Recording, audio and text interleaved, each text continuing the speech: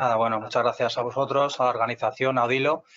Y nada, bueno, agradecer un poco en primer lugar, pues la iniciativa, ¿no? De tomar un poco estas acciones un poco formativas, comunicativas, en un mundo, pues bueno, de cierta novedad en cuanto a un nuevo marco, ¿no? Que se produce tras la aparición bueno, de la desgraciada pandemia por la que estamos sufriendo. Y bueno, pues que nos abre un nuevo marco, un nuevo entorno en el que, bueno, tenemos que ser muy proactivos, pero a la par muy rápidos a la hora de absorber y gestionar y ejecutar todos estos fondos europeos, que al final en definitiva es lo que perseguimos todos, ¿no?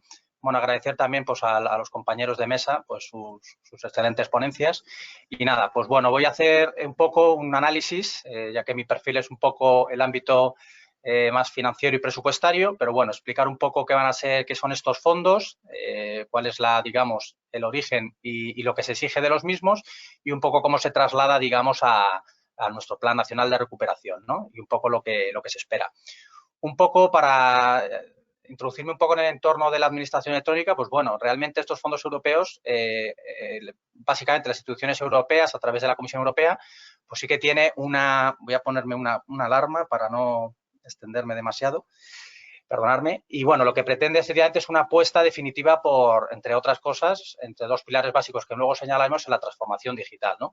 Es verdad que en la administración española, pues muchas veces se habla más de lo que realmente se hace, ya lo ha explicado Miguel anteriormente y él es el experto, obviamente, y esto exige pues que ya, vamos, desde ya estemos con la predisposición de ejecutar estos fondos y realmente transformar la sociedad y el modelo productivo de nuestro país, especialmente en el entorno de la administración electrónica, ¿no? De la transformación digital.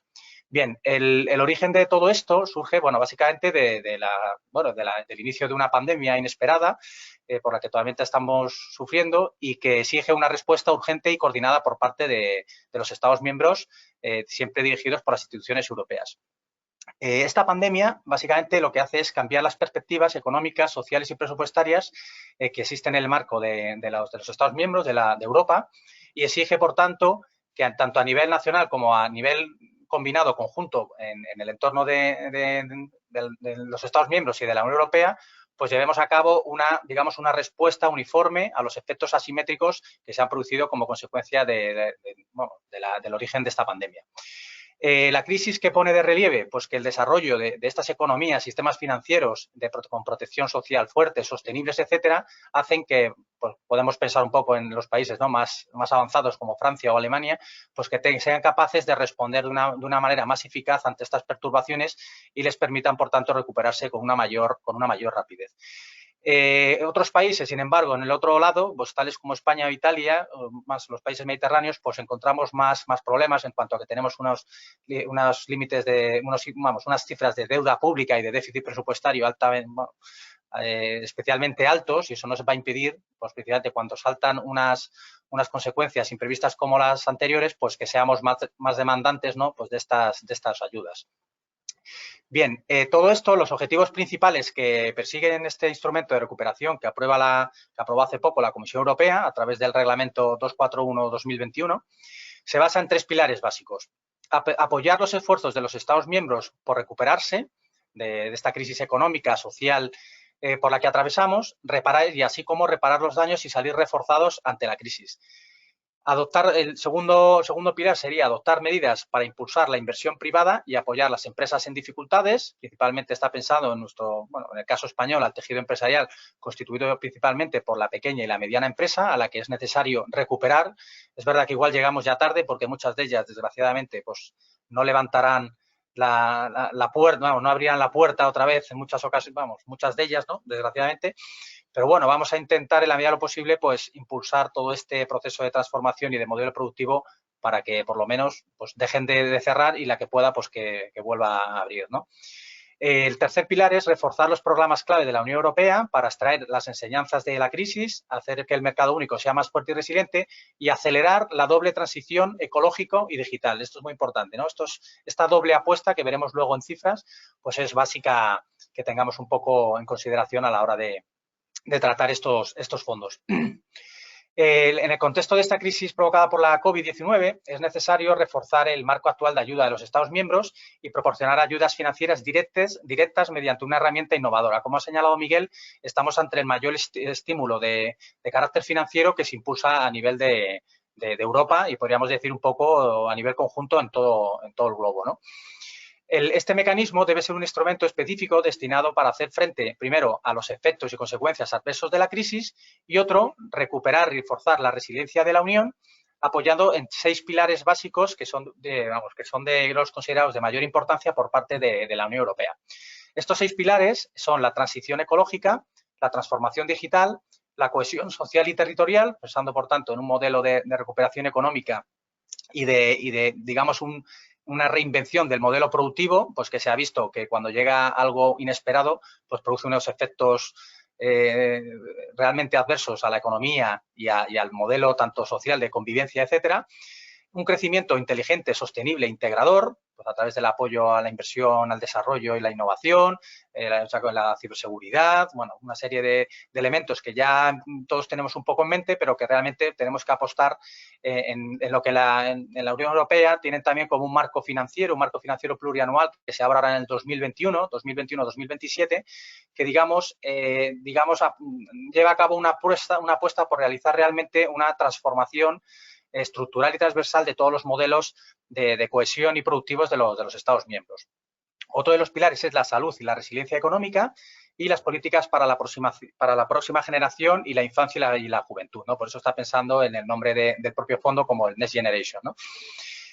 En cuanto a, teniendo en cuenta las características de estos fondos europeos, Next Generation, es preciso, traer un poco a colación que la existencia de los fondos europeos no es nuevo. Ya llevamos, más de un decenio de tiempo un poco pues gestionando este tipo de fondos, pero realmente este sí que es un fondo nuevo en cuanto a su comportamiento, en cuanto a su gestión, pero eso no nos debe hacer olvidar que tenemos que mirar un poco al pasado y que recordemos que los fondos anteriores que venimos gestionando, los fondos estructurales, el Fondo de Cohesión, el Fondo Social Europeo, contra de apoyo a la educación, etcétera, una serie de fondos de carácter estructural que eran de gestión compartida en la Unión Europea, pues de todas las ideas, de los planes que teníamos operativos en el Estado español, pues solo se han ejecutado, apenas no llega al 40% de los fondos. Por tanto, hay un problema realmente en cómo llevamos a cabo la gestión, digamos, de estos fondos a la hora de realmente absorberlos de una manera óptima y que podamos aprovecharlos, que en definitiva es lo que todos queremos. En cuanto a medidas de carácter financiero, este fondo Next Generation, de este mecanismo de recuperación, se distingue de los estructurales, de los anteriormente hablados, que ya llevamos tiempo gestionándolos, es que este tipo de fondos son de gestión directa. ¿Esto qué quiere decir? Que son las propias instituciones europeas, tanto la Comisión como el Consejo, los que van a ser encargados de llevar a cabo pues, la valoración, la aprobación, el seguimiento, la evaluación de todos los planes nacionales que presentan los Estados miembros, digamos, pues para que realmente que sean ellos, que no dejen en los Estados miembros pues lo que ha sido la mala gestión de fondos europeos, como podemos poner un caso, que lo hablamos antes Miguel y yo antes de esto, pues el plan un auténtico fracaso de plan. Al final siempre está unido a la corrupción, a la mala gestión, al fraude, en definitiva, pues al final muy poco los ciudadanos se han visto poco beneficiados y las instituciones europeas muchas veces, pues en este caso han llegado tarde o mal y ha dado lugar a que nos corten el grifo en cuanto a la transmisión de recursos financieros, ¿no? Pues en estos fondos Next Generation la gestión es directa por parte de las instituciones europeas. Este es un punto importante que lo distingue de los otros fondos. Los recursos asignados a los Estados miembros en régimen da la posibilidad que estos fondos puedan ser transferidos, los fondos estructurales, los que anteriormente éramos beneficiarios, pueden ser transferidos al mecanismo de recuperación, siempre y cuando no estén destinados a cubrir el mismo coste, ¿vale? Eso es una limitación que establece.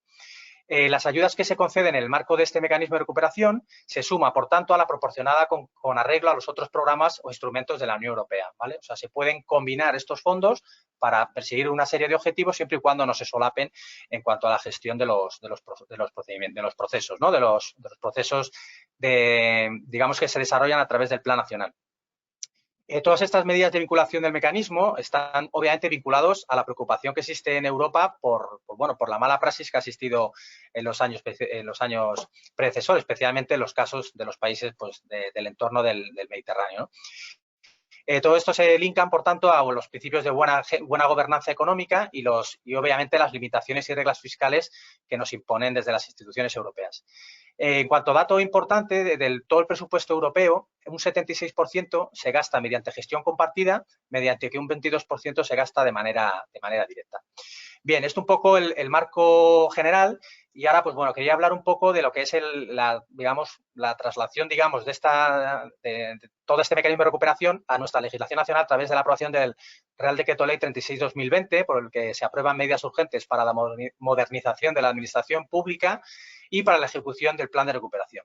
Bueno, obviamente el Estado español está francamente interesado en cuanto que es, primero, uno de los mayores beneficiarios de destino de estos fondos y segundo, pues por la capacidad de mejora que todos somos conscientes que tenemos, ¿no? En muchos sentidos.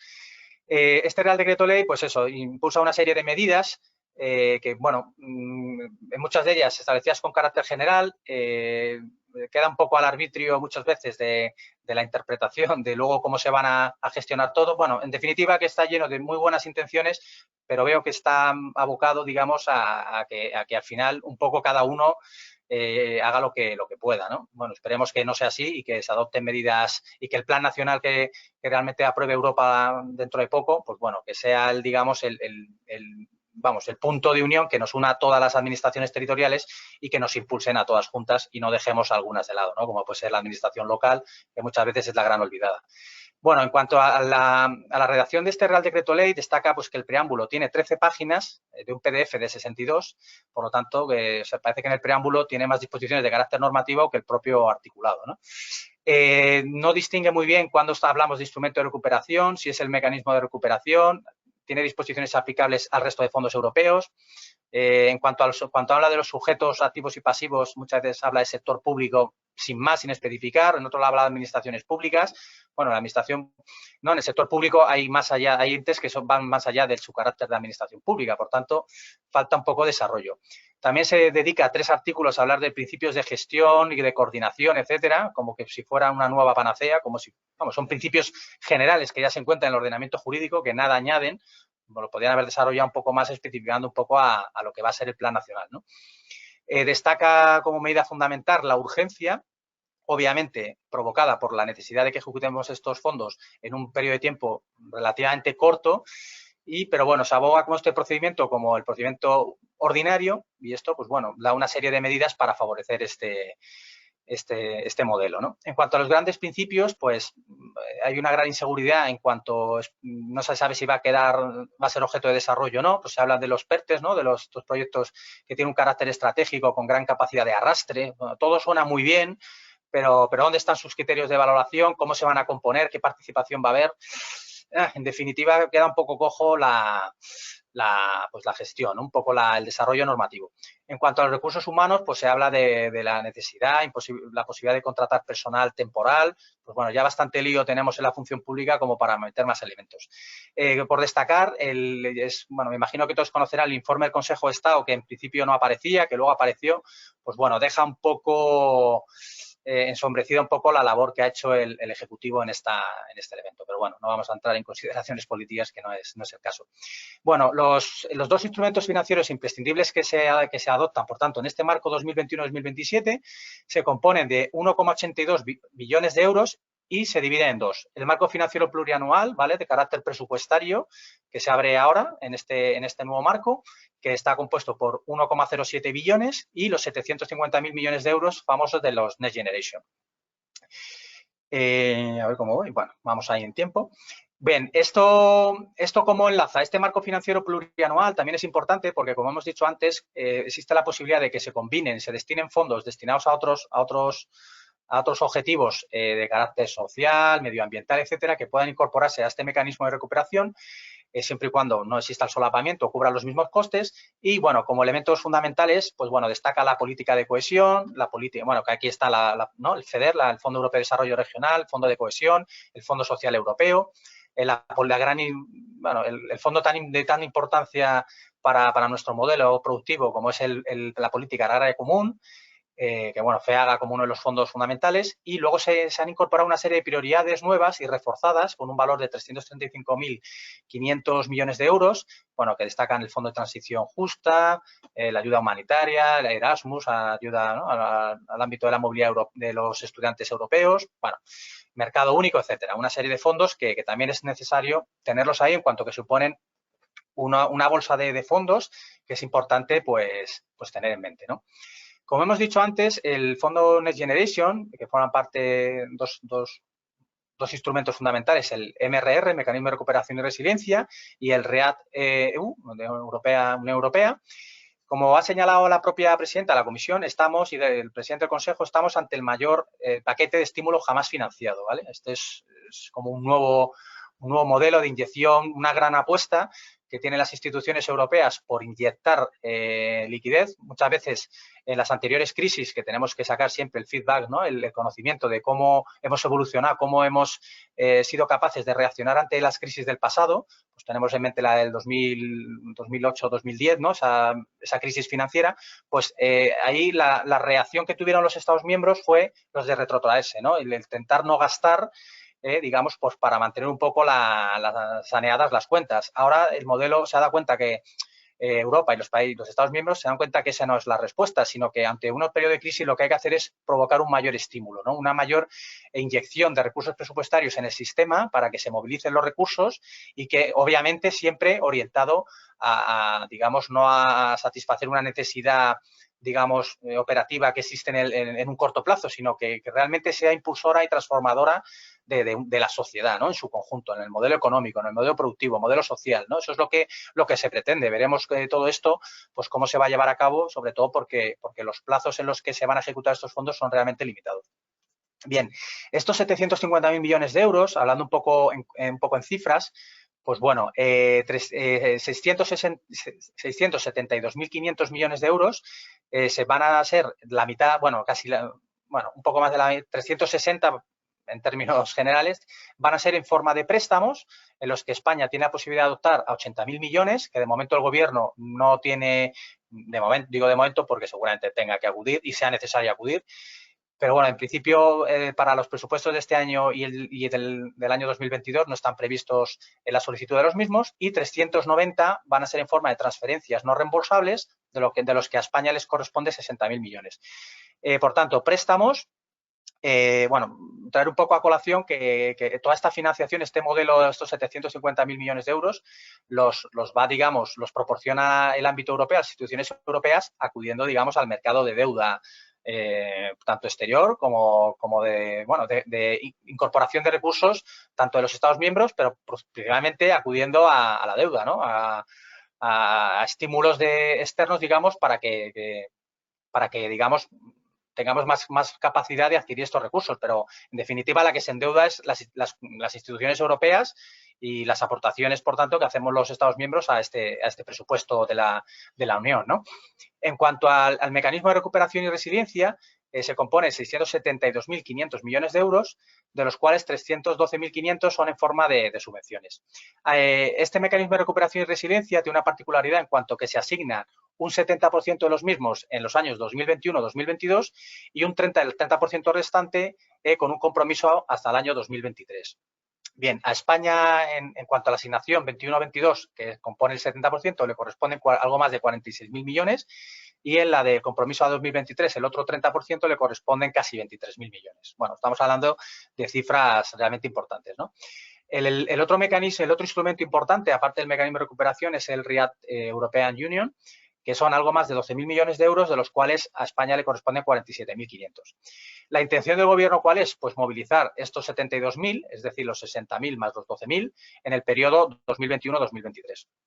Bien, en cuanto a los principales objetivos que persiguen cada uno de los instrumentos, el mecanismo de recuperación, que es el que más recursos financieros y presupuestarios tiene, es el instrumento principal, por tanto, y sus objetivos son apoyar la inversión y las reformas de los Estados miembros, conseguir que la economía se recupere de manera ecológica y resiliente, pues, bueno, eso es la apuesta por la transformación ecológica y digital de la que ya hemos hablado, y apoyar esta transición ecológica y digital de una manera permanente y firme y con un carácter ciertamente estructural, ¿no? Destinado más al cambio de modelo en un medio y largo plazo.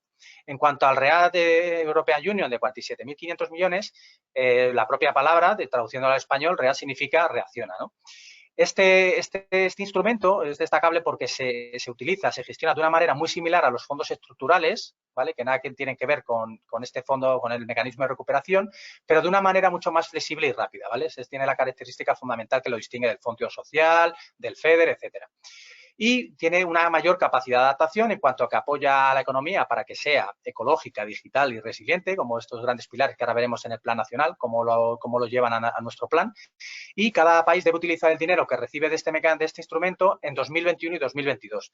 Pues bien, hablando un poco de fechas, pues estamos ya poco más que vamos a entrar de nada en verano. Todavía los planes nacionales no se han aprobado por las instituciones europeas, por tanto ya tenemos la mitad del 21 se ha comido y veremos un poco luego cómo estas manifestaciones de interés que se han ido sacando, cómo se van a ir concretando a través de convocatorias, etcétera, ¿no? Este mecanismo, el READ European Union, pues bueno, principalmente eso, como medida de reacción, es para apoyar pues, a la reactivación de la economía y tratar de apoyar en mayor medida pues, a aquellas regiones que se quedan un poco atrás, apoyándose siempre en una recuperación verde, digital, etcétera. Toda esta terminología que se utiliza tanto hoy, pues bueno, esto va a ver cómo se materializa realmente después, ¿no? Bien, bueno, como hemos dicho, este mecanismo READ ya tiene impacto y tiene su presentación, digamos ya, en los presupuestos anuales de este ejercicio, los vigentes del año 2021. Y bueno, los Estados miembros señalan que pueden asignar los recursos de este READ a nuevos programas operativos específicos en el marco del objetivo de inversión en cuanto a crecimiento, empleo o nuevos ejes prioritarios dentro de los programas existentes en el marco de los objetivos de inversión y crecimiento de cooperación que nos señalan las instituciones europeas, ¿no? Por tanto, este marco de ejecución nacional siempre está en consonancia con lo que hacen los Estados miembros y con, digamos, estrecha vigilancia por parte de las instituciones europeas. Como característica fundamental es que tiene un carácter retroactivo, es decir, estos fondos READ que recibimos y que ya están plasmados en los presupuestos pueden, digamos, asumirse, pueden utilizarse, digamos, en gasto en operaciones que son subvencionables desde el año 1 de febrero del 2020, ¿vale? Por eso ese carácter retroactivo de estos fondos. Bien, los Estados miembros, en cuanto al mecanismo READ, deben asegurar que a más tardar el 31 de diciembre de 2024 se lleve a cabo al menos una evaluación sobre el uso de estos READ. Otra de las características fundamentales que nos exigen las instituciones europeas, un poco por la experiencia, es la estrecha vigilancia a través de controles internos por parte de los Estados miembros como controles por parte de las instituciones europeas en cuanto al cumplimiento de los hitos y objetivos que se marcan y que son fundamentales a través del seguimiento por parte de indicadores de gestión, indicadores operativos y de resultado, de cómo esos hitos y objetivos se van a ir cumpliendo como requisito básico para que las instituciones europeas nos reembolsen el dinero. O sea, es tan importante como eso. No es que nos den el dinero y nos apañemos con él, no, es que va a ser una condición sine qua non para que nos vayan haciendo los desembolsos. Bueno, en cuanto al carácter estructural que ya hemos ido señalando, el mecanismo de recuperación va dirigido fundamentalmente a gastos no recurrentes, ¿vale? Que supongan realmente un cambio estructural. A gastos que tengan, por tanto, un impacto duradero sobre la resiliencia en la economía, en la transformación digital, la sostenibilidad de nuestras finanzas en el medio y largo plazo, en el empleo, el fomento del empleo, etcétera, ¿no? Abarca, por tanto, un amplio abanico de inversiones, tanto en capital humano, pensemos en educación, en salud, protección social, en capital fijo, también infraestructuras, investigación, el desarrollo, la innovación, etcétera, y también en capital natural en cuanto a la transformación ecológica, fuentes de energía renovables, de protección del medio ambiente, etcétera. Por tanto, estos son los gastos que son elegibles, son los gastos que podemos, digamos, justificar a las instituciones europeas a través de estos objetivos e hitos que nos hemos marcado en nuestro plan nacional y que deben ser, por tanto, coherentes con las recomendaciones específicas que vamos a señalar cada uno de los países, el fortalecimiento del potencial del crecimiento, es decir, tenemos que no solo hablar en palabras mágicas de todo lo bien que vamos a invertir, sino que tenemos que dar datos concretos de nuestras estimaciones, de nuestra proyección, de cómo se va a traducir nuestro plan nacional en datos concretos, obviamente, con cierta tal, porque el futuro nadie sabe lo que va a pasar, pero que realmente den datos concretos de cómo se va a materializar, digamos, la ejecución de este plan en todo ese crecimiento de empleo, recuperación económica, transformación, etcétera. Por tanto, gasto elegible en cuanto vamos a poder financiar los mecanismos, estos gastos a través del mecanismo de recuperación y datos concretos a través del seguimiento de los hitos objetivos para, digamos, realmente que la Unión Europea crea en nosotros en cuanto que conseguimos las cosas que realmente nos hemos propuesto con hechos concretos, ¿no? Bien, en cuanto a cifras, bueno, plazos, pues ya estamos, antes del 30 de abril se tienen que presentar los planes nacionales, posteriormente la Comisión y el Consejo los van a evaluar y aprobar, esperemos que así sea con el máximo cumplimiento de los objetivos de lo que queremos en nuestro país. Y 2021-2022 como fechas en las que se tiene que comprometer el 70% del mecanismo de recuperación, de las transferencias no reembolsables, ¿vale? Olvidamos los préstamos, y los RIAD, que sí que también, ¿no? En el año 2021 y 2022, en esos 2 años. El 2023 como fecha para la ejecución del compromiso de todos los fondos del 30% restante del mecanismo de recuperación y el año 2026, ¿vale? Como fecha límite para efectuar los pagos correspondientes por parte de la Unión Europea. Bueno, no sé cómo voy de tiempo, bueno, creo que voy más o menos. Bien, España, nuestro plan nacional, el tan ansiado plan que va a transformar todo. Bueno, con dudas porque realmente los fondos europeos ya tenían en muchos de esos los objetivos que ahora perseguimos con este mecanismo de recuperación, ya los teníamos como objetivos en los fondos anteriores y no hemos sido capaces de ejecutar ni el 40% de los mismos, por tanto, ¿qué pasa? Que ahora de repente de un día para otro somos mágicos y tal, y además no olvidemos que ahora tenemos unos plazos 21-23 ciertamente limitados. Por tanto, la ejecución de estos fondos, por mucho que agilicemos la gestión administrativa con la prioridad en los asuntos, la administración electrónica, lo cierto es que no, es un juicio un poco, no estamos realmente preparados para absorber esta cantidad de fondos en tan corto plazo. Espero equivocarme. Bueno, ¿qué exigen las instituciones europeas? Pues que presentemos un plan nacional de recuperación debidamente motivado y justificado, como ya antes he señalado. Tiene que representar una respuesta integral y adecuadamente equilibrada, atendiendo a la situación económica, social y que contribuya de manera eficaz y efectiva a los 6 pilares que hemos señalado al principio de la presentación. Bien, en cuanto a este plan de recuperación, debe exponer el conjunto detallado, como he señalado, de medidas para su seguimiento y ejecución, importancia por la relevancia que le da a las instituciones europeas al control en la gestión y ejecución de estos fondos, incluyendo hitos que tienen un carácter cualitativo y objetivos con un carácter cuantitativo, así como los costes estimados. Por tanto, hablamos de cifras, de datos que tienen que ser concretos porque si no la Comisión Europea y el Consejo no van a aprobar nuestro plan nacional.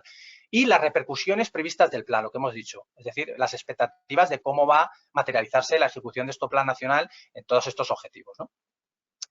Bien, por tanto, siempre y cuando este plan nacional obviamente se enmarca en los principios de buena gestión financiera, por la cierta relevancia que le da a las instituciones europeas a este gran paquete de medidas de carácter financiero y presupuestario, pues que realmente cumplan los objetivos, transformando las economías, los modelos productivos, la sociedad, etcétera.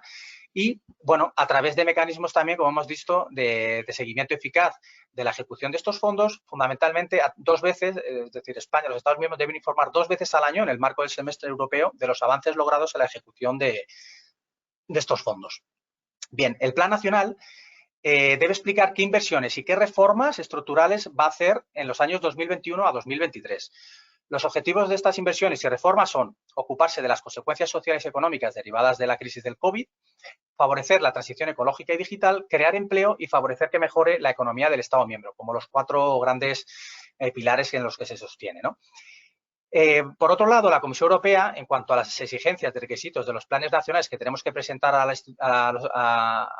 la Comisión y al Consejo, destaca 7 ámbitos emblemáticos por su potencial para esta creación de empleo y crecimiento y aprovechamiento de la transición ecológica y digital. Son la activación, es decir, la puesta en marcha temprana de tecnologías limpias y aceleración y desarrollo del uso de las energías renovables, esto es el carácter de transición ecológica, ¿no? Más de carácter ecológico, la renovación en cuanto a la mejora de eficiencia energética de los edificios, carga y repostaje, conexión, pensemos en las redes, ¿no? 5G, que las mismas lleguen pues en este que llamamos la despoblación rural, ¿no? Pues que lleguen al mayor elenco de entidades pequeñitas que tenemos y ayuntamientos que tenemos dispersos en la geografía y como quinto elemento la modernización, ¿no? Como más concreto a lo que estamos hablando en esta jornada, que es la digitalización de la administración y los servicios públicos.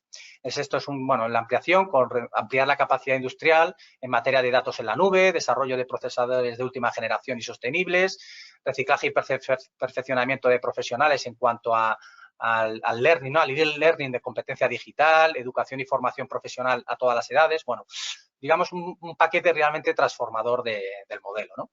Este plan se compone de 4 ejes transversales, 10 políticas palanca y 30 componentes. Bueno, están ahí, son públicos, pero bueno, destaca la transición ecológica con un 37% del total de la inversión y la transformación digital con un 33%. Bien,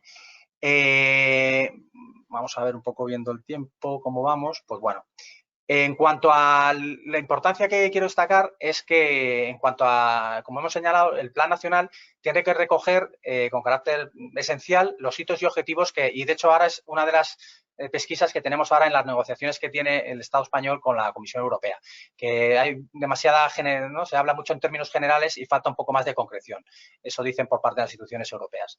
¿Qué pasa si no cumplimos con estos hitos y objetivos? Hay que ponerse en lo bueno y en lo malo, ¿no? Como lo del vaso medio lleno, medio vacío.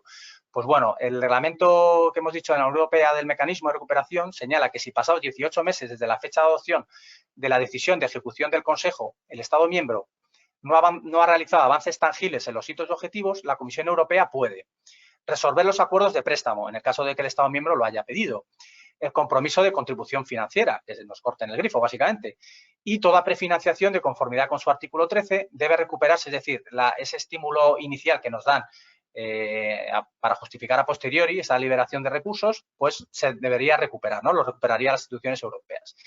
Y, bueno, la Comisión tomará una decisión sobre la resolución de posibles acuerdos de préstamos en el futuro.